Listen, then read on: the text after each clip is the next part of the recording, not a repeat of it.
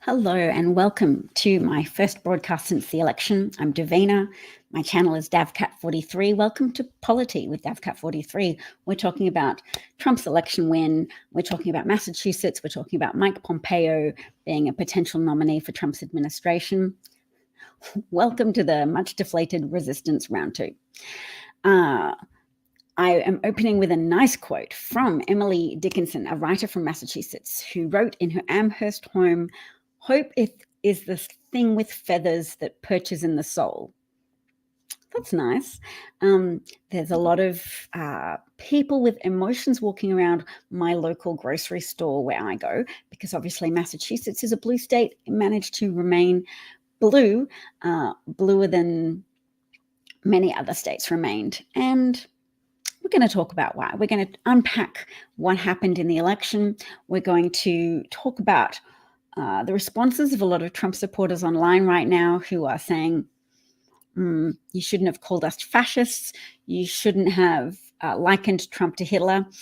And some of those Trump supporters are now aggrieved to think that Mike Pompeo would be in Trump's administration. Let's have a look at why that might be. Why are they mad about it? So this account called RageBot5000 writes, "I love how maggots are all, yes, we're all behind a blasphemous, incompetent, convicted felon, rapist, sociopath, narcissist that staged an insurrection on the Capitol, is going to take away Social Security and the Affordable Care Act and give the Department of Health and Human Services to a certified loon. But Mike Pompeo, that's crazy." So, of course, what she's referring to there, she or he, is yes, blasphemous, incompetent, convicted felon, civilly liable rapist, sociopath, narcissist. That's all self-explanatory. But give the Department of Health and Human Services to a certified loon. For any of you who didn't know, that's RFK Jr., who's already promising to put forward legislation to take fluoride out of the American water supply, and removing fluoridation from water. Very low levels of fluoridation is associated with, I believe, a 700% increase in the risk of children presenting to emergency care services with tooth decay, sepsis resulting from tooth decay to the level of requiring antibiotic treatment. And also RFK is talking about ending compulsory vaccines for things like school attendance. So, in other words, opening the door to more outbreaks of measles, more outbreaks of vaccine-preventable diseases. So just a lot of harm resulting to children as a consequence of ideological posturing, fake virtue espoused by RFK in the coalition of the wicked and weird that Donald Trump has assembled for his victory. And let's unpack. We've got that GIF playing in the background, so I'll try and get away from that. I know how I can do it. I can go to this other thread that I wanted to look at from someone called Jamie Weinstein. And he says what he's watching is the fight between competing foreign policy wings of the Trump coalition. Let's call them the Tucker Carlson wing and the Pompeo wing. In terms of policies, the wings are irreconcilable, so much so that Tucker believes that Pompeo should be in prison, and apparently said as much on Joe Rogan. So the thing is, while the Tucker wing has Trump's ear, most especially via Tucker himself, there aren't too many people of experience standing next to top foreign policy roles who embody the Tucker wing's philosophy. So the Pompeo wing has the advantage there. And Mike Pompeo is also more of an established person. I mean, in a foreign policy sense, he was Secretary of State under Trump last time, so more foreign officials know Mike Pompeo personally. I mean, that is going to be fascinating, isn't it? Because a lot of former generals and things who worked with Donald Trump are literally targets now for jail sentences because he is quite vengeful, and they openly disclosed that Trump admired Hitler. So we can revisit my first topic of conversation that I brought up, which is that a lot of Trump supporters online are complaining and accusing the left of calling them fascists. And hey, it's true. Kamala Harris didn't directly call them a fascist. But I certainly have and will continue to do so because I'm the granddaughter of Holocaust survivors, and I started making videos and broadcasting in 2018, even though I lived in Australia. But as the granddaughter of Holocaust survivors, I wanted to tell people that I thought it was important to warn them, that I could hear that resonance in Trump's rhetoric and the rhetoric of people around him that was deploying a fascist technique whereby that I'm quite familiar with this technique, whereby you direct people's focus. So you use rhetorical strategies to represent a certain demographic group of the population and then begin to vividly describe crimes that you think individuals from that group have committed. And you talk about them so often and you're so repetitive about it that for the people who pay attention to your message, it begins to feel like the only crime that exists in your country is being committed by people in the target group, the target demographic group. So in Hitler's case, he was choosing to talk about Jewish people. He published a weekly list of crimes committed by Jews, published their mugshots, and put in descriptions of the crimes committed to focus people's attention so that they felt, oh, all the crime I'm reading about, all the crime that's been committed, I know who's committed it, it's Jewish people. To have more points, fleshing out a story that he was telling them, crafting this narrative of crime and Jews, making that association really strong. And Trump, at his rallies, brings forwards victims of crime, people who have lost family members in specific criminal instances, but only crimes that have been committed by migrants. So he won't bring up somebody who's had a son or a daughter murdered by somebody who's a Caucasian person whose relatives have lived in America for generations. He won't do that. It's like it doesn't exist. It's not in their attention span, because what's important is the story, is the narrative, is the focus. All criminals are migrants. All these criminals we're talking about are migrants. Therefore, all migrants are criminals. Therefore, the problem of crime is resolved by somebody with the will to take on the challenge of getting rid of all of the target group, all of the Jews or all of the migrants who have crossed the border. Shall I call them cross the border migrant? I don't like saying repeatedly undocumented migrants, but it's still better than the language they use, which is a dehumanizing term. They call them illegals, as if they are the physical embodiment of a crime itself.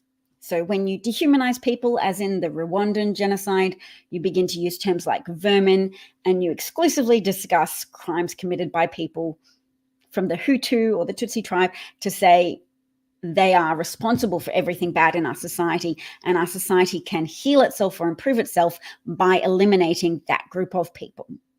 And then you're dealing out the idea of a collective solution, a collective punishment. And it shouldn't surprise anybody that Trump has discussed as a solution mass camps and mass deportations for millions of people.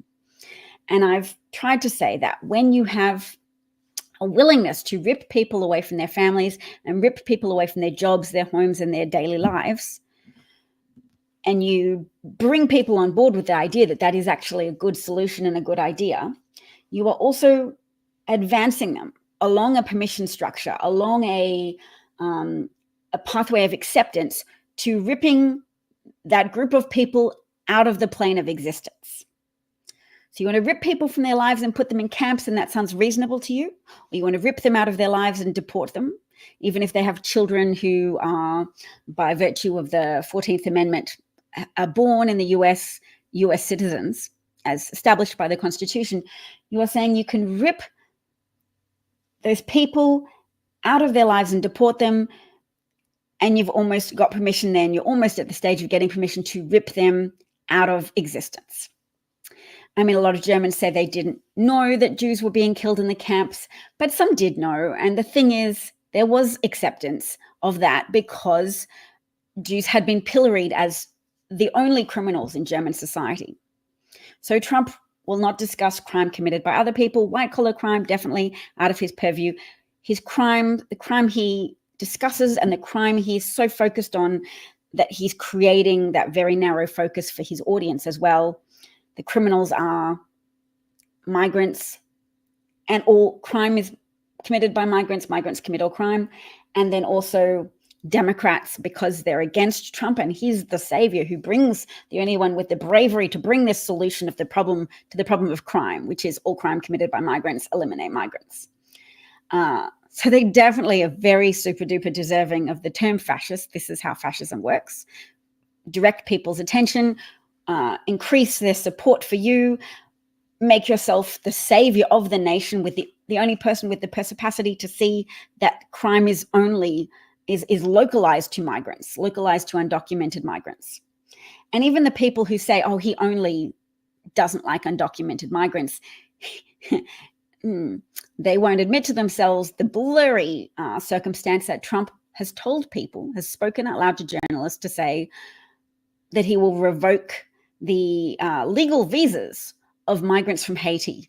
So when he said, he was being asked, what can you do about the problem of these migrants who you claim are ruining everything in Springfield, Ohio? Some of those migrants, all of those migrants purportedly are there legally under temporary protection status visas, which are legal visas given to people from Haiti after natural disasters and social unrest in Haiti. He's asked, what are you going to do about that? Are you going to revoke their temporary legal status visas? Trump said, yes. Yes, you have to. So he's positioning himself as someone who feels compelled to revoke the legal status of legal migrants. So the Trump supporters that have lied to themselves to say he only likes undocumented migrants, his wrath is limited to them. No, he's happy to expand it to migrants from countries where people's skin is predominantly black.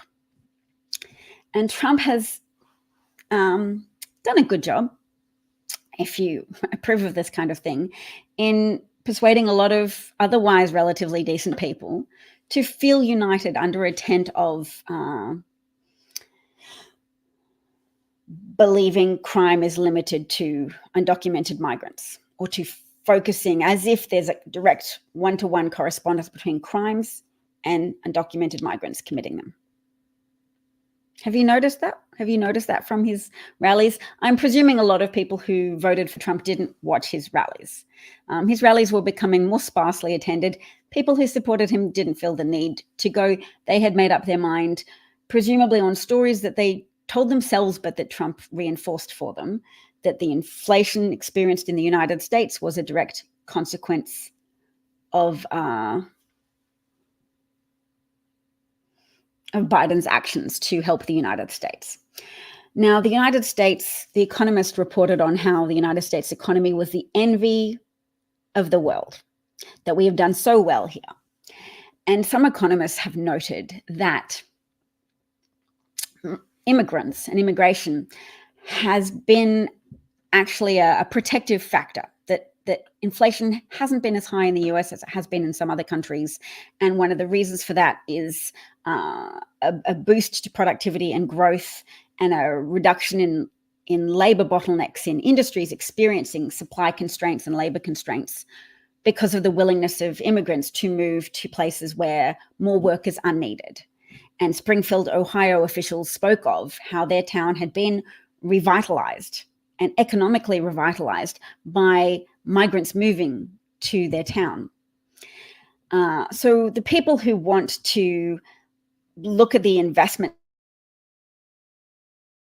stimulating the United States economy, thinking we can grow wages but still keep inflation relatively low,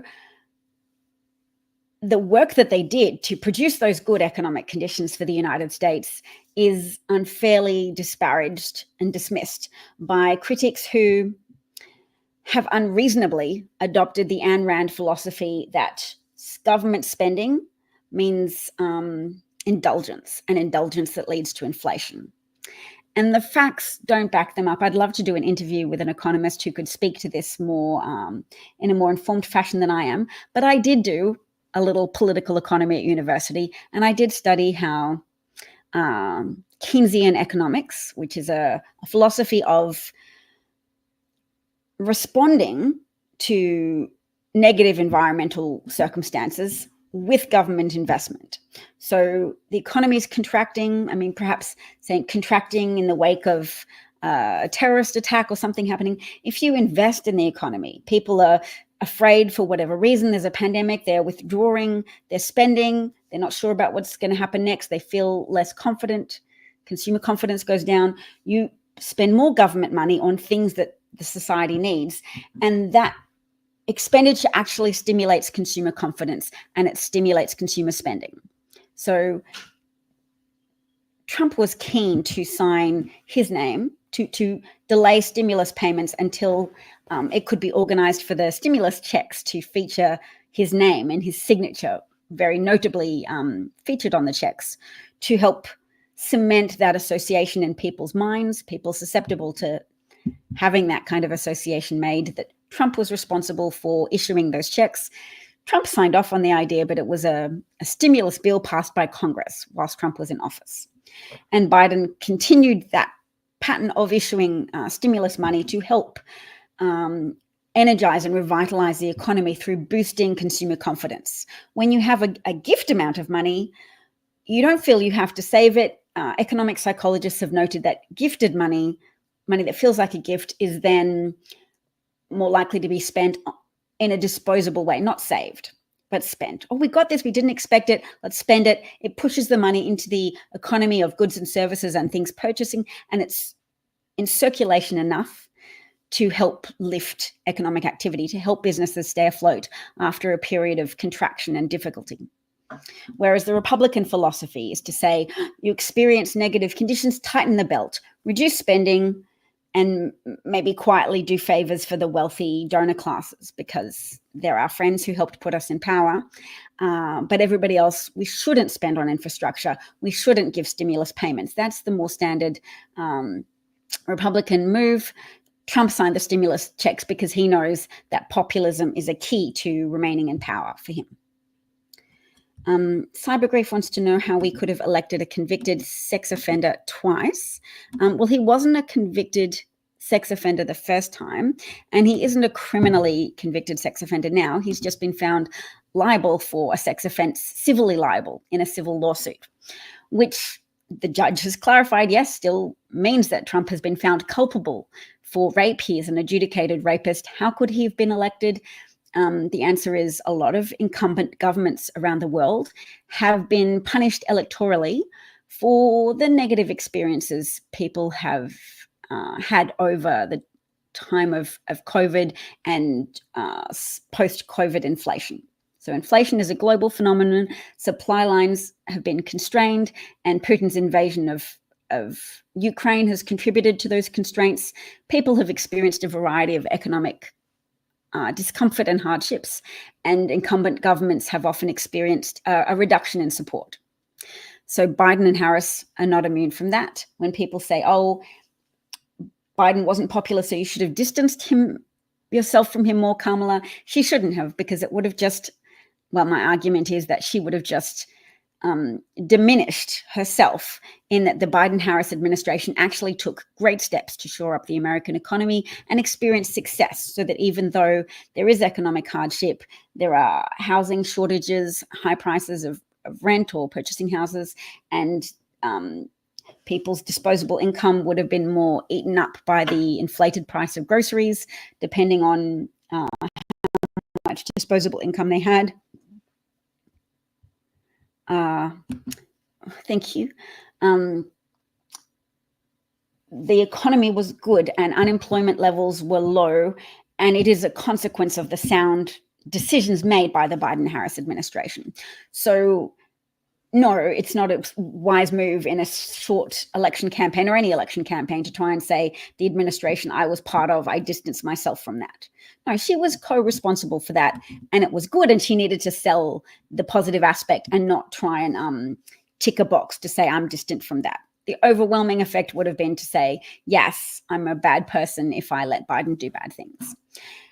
Now, of course, it's a big psych op on the part of the Putin-Musk-Trump coalition to claim that Biden's demented or diminished cognitively, because he's not, and I'm a trained speech pathologist who can tell you that he has the effect of age diminishing his vocal clarity. So his articulation is not as precise, and he has had the problem of stuttered speech since he was a child.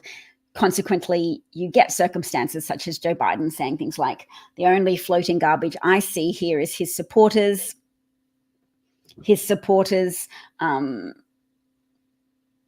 rude things about the people of Puerto Rico. And you get that pause, and you get the ability to clip Biden's first statement and say, haha, look, it's a gaffe on par with what we said about Hillary Clinton's description of half of Trump supporters being deplorables, meaning that half of Donald Trump supporters could accurately be described as racist people with an affinity for neo-Nazis and neo-Confederacy. And in 2016, that was probably true. 50% might have been an exaggeration, but a lot of Donald Trump supporters could easily go in that deplorable basket. They're the ones online now saying to women, your body, my choice. There's a lot of female broadcasters on TikTok, etc., and they're getting these very gleeful, vicious comments. The level of hatred you have to have for women to exult over them in their distress by saying your body, my choice is associated with fascism, because wanting to maintain a very hierarchical society is with men in their place and women in their place, and women producing offspring for the state. That's a very fascist idea.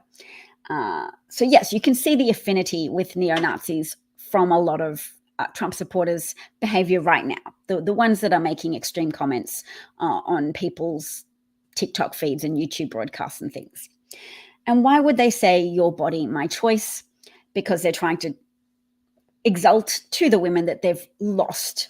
They lost when they claimed that my body, my choice was a strong argument for supporting a presidential candidate. And the thing is, it was a bit of a weak argument to say my body, my choice, because it reminds people that there was a lot of conditions related to the COVID vaccine, and a lot of people in that environment universe didn't like vaccines, whether it's dependent on how much Russian propaganda they've inhaled through their social media consumption, that vaccines are somehow terrible and they exaggerated the risks, and there are adverse effects, and some people experience even debilitating side effects from vaccines. But the net impact of vaccines being a social good that protects people and saves lives and leaves communities more intact than they would be otherwise, leaves families more intact, more people surviving COVID. And Republican strongholds experienced higher rates of death and severe disease impact from not taking the vaccine, from being part of an anti-contrarian, anti-public health movement that Donald Trump helped build on purpose to exploit the resulting division, to exploit the contrarian energy unleashed by his stance against doctors, his stance against most public health officials when he said COVID was a hoax and was a democratic hoax created to reduce his prospects of re-election. And certainly COVID played a role in Donald Trump's electoral loss in 2020. And yes, he did lose.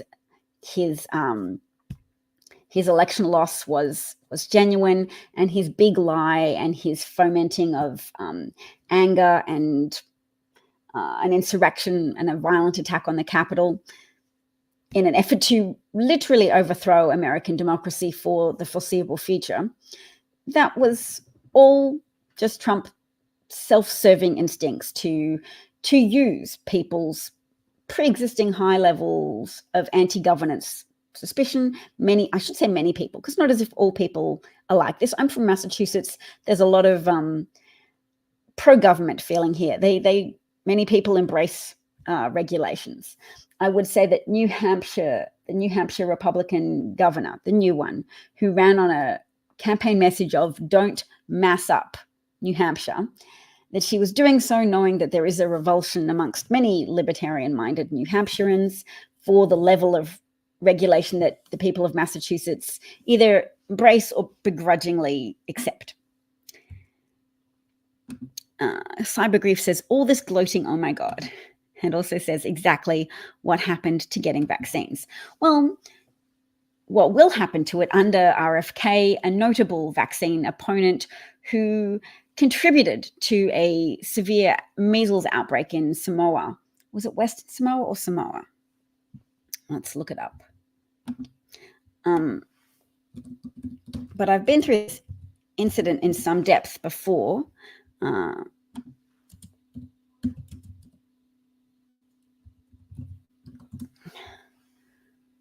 No, it was just plain old Samoa.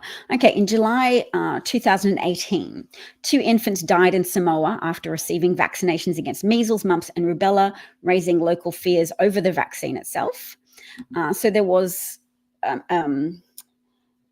medical misconduct. 2 nurses in Samoa had accidentally mixed the wrong ingredient in with the vaccines. Maybe they mixed something instead of water with the vaccines. Maybe they mixed a disinfectant. Actually, the BBC will have it. I'll look it up. How a wrong injection helped cause Samoa's measles epidemic.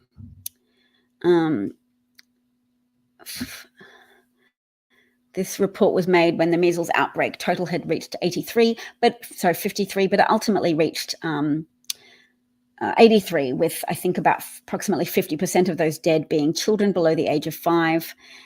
Even though measles deaths had fallen worldwide since the 1960s, there had been a comeback since 2017, and Samoa then had a low vaccination rate in part due to this death of 2 children given a wrongly mixed vaccine.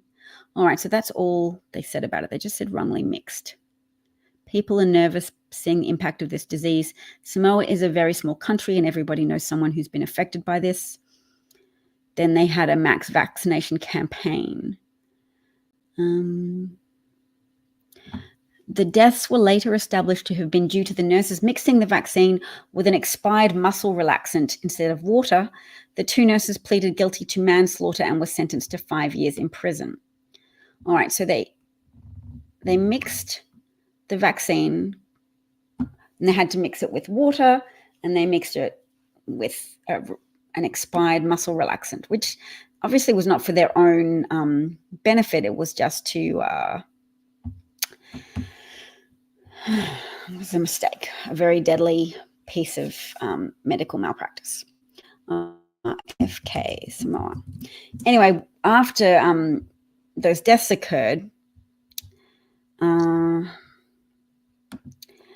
RFK visited Samoa. He was invited there.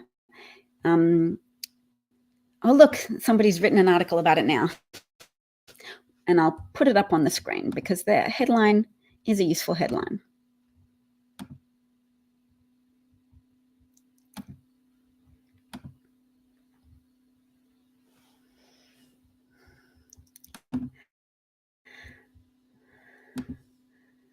All right.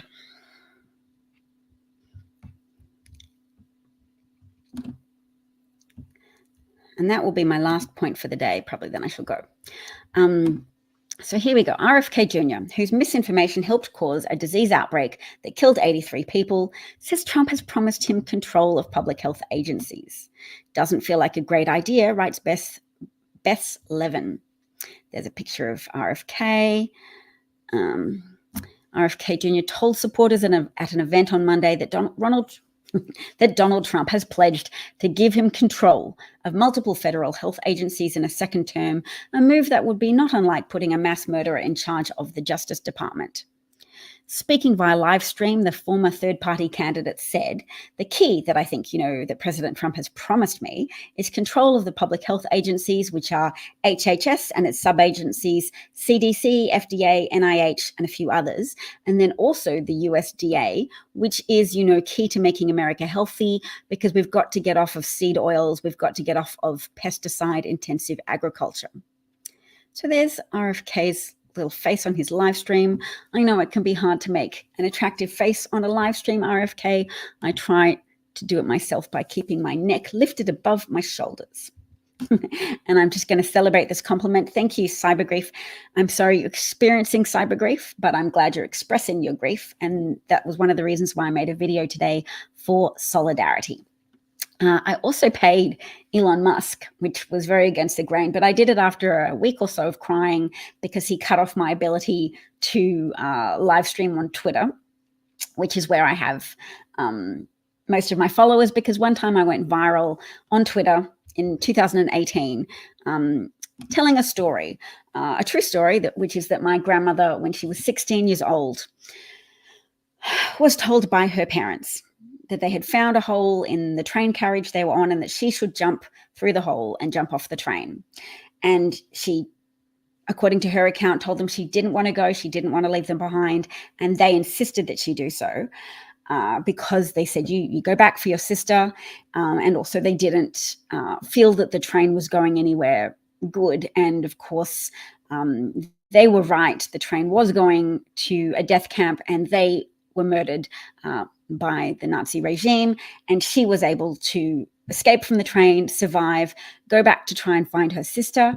I mean, I didn't tell this in the original broadcast, but the sister had been left with their neighbors to pretend to be a member of the neighbor's family because she was blonde and blue-eyed and so passable as a Catholic Polish person. But the neighbors had given up on exposing themselves to that risk, and they'd given up my grandmother's sister. So my grandmother's sister had also been killed by Nazis. And so I was like, I can bring this experience to the table in that I have, from an early age, read novels describing people's experience and historical accounts of people's experiences.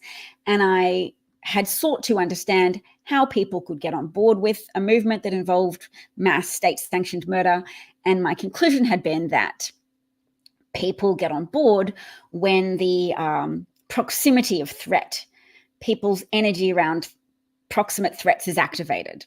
So when people were choosing whether or not to vote for Donald Trump, if they listen to him, they're very emotionally activated by him telling stories of crimes and featuring guests who have literally lost family members to crimes. So you cherry pick the guests. All the guests are people who can vividly and emotionally describe their grief and pain at the suffering their family member has gone through, a family member who's been attacked and brutally killed by a person who migrated to the United States across the border. So you make that focus and you make it very real and very vivid, and then you've created a proximate threat. And when people go, okay, so on one side there's Donald Trump pointing out that there's these crimes and there's people who've been victimized by criminals who've crossed the border, some people who have committed horrible, disgusting crimes. And then you have people on media sources that I don't really watch, a different informational environment, who are maybe discussing something about Trump's longest-serving chief of staff saying he admired Hitler and that he's spoken admiringly of authoritarians, and that's a distant threat. It was easier to defeat Trump when he was in office because his behavior, his choices made it a more viscerally immediate threat. He was openly saying things about COVID that couldn't both be true. He was saying COVID is a hoax, and also that COVID was an attack by the Chinese government. So people listening to Trump could at that time say his behavior is a threat. I'm motivated to turn out to vote. Whereas people now go, nope, the immediate threat that I'm hearing about is these people crying about their murdered loved one. And also the more immediate circumstance of me experiencing raised grocery prices. And the academic people talking about how overall actually economic conditions are very good, that America is the envy of the free world. Oh yeah, I got to go. You've got to go, and so do I.